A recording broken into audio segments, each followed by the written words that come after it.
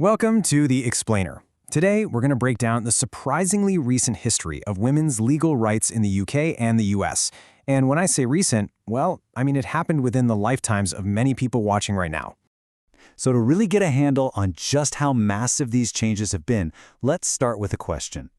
Let's imagine it's the year 1850. For a woman, what did saying "I do" actually mean in the eyes of the law? The answer is pretty stark, and it's really the foundation for everything we're about to talk about. For her, marriage meant the end of her legal identity as an individual person. She pretty much became invisible to the law.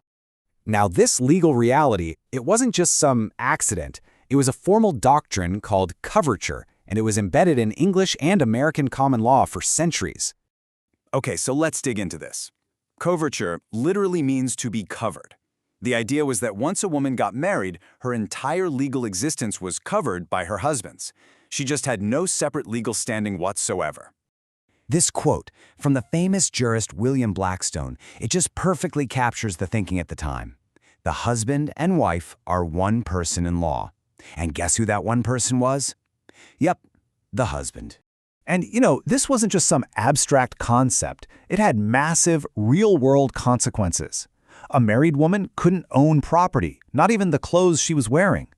Any money she earned legally belonged to her husband. She couldn't sign a contract or even defend herself in court. So, building on that, let's look at the most immediate impact this had: her economic existence. How did this system actually control a woman's relationship with money? Well, the law basically created total financial dependence. You could have a woman working hard in a factory all day, but her paycheck, legally, it went straight to her husband. She couldn't open a bank account on her own, forget about trying to get a loan or a mortgage. And for many women, most professions were just completely off limits to begin with. And when you look at this timeline, you can see just how slow this change was. This was not a revolution. It was a painful, decades-long crawl. It started with Mississippi way back in 1839, but then it took almost another 50 years for women in the UK to finally gain the full right to own their own property. The erasure of a woman's legal identity went way beyond her wallet. It extended into the most personal area of her life, her own body.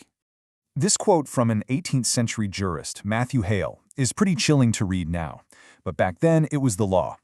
It established what was called the marital rape exemption. Basically, the legal idea that a wife had given permanent consent on her wedding day, and because of that, she couldn't be raped by her husband. And this principle, it stood for centuries. So, given that legal history, the date this finally changed is probably going to shock you. Take a guess. When do you think the UK finally made marital rape a crime? The answer is 1991. Not 1891, not 1791, 1991. And things in the United States weren't much different. What about across all 50 states? It took until 1993 for marital rape to be illegal everywhere in the US. And that's really the crucial point here. We are not talking about ancient history.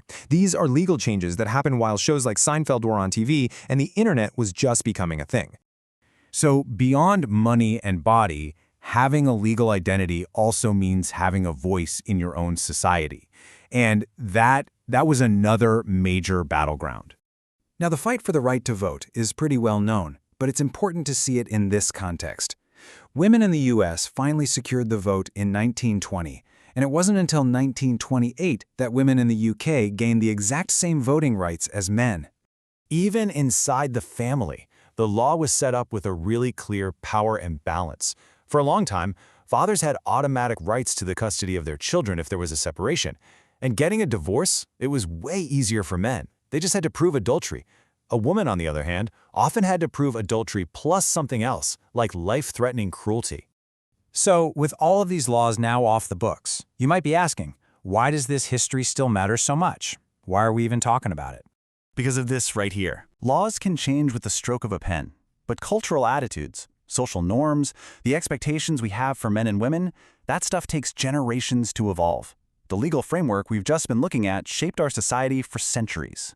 And as we look at this history, the source material suggests a more constructive way to think about it.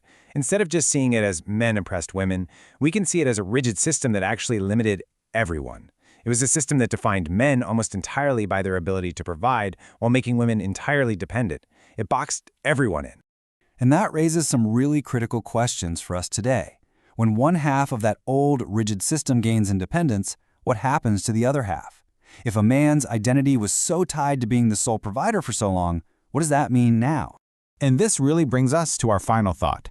The tensions we see in society today might not just be about advancing women's rights anymore.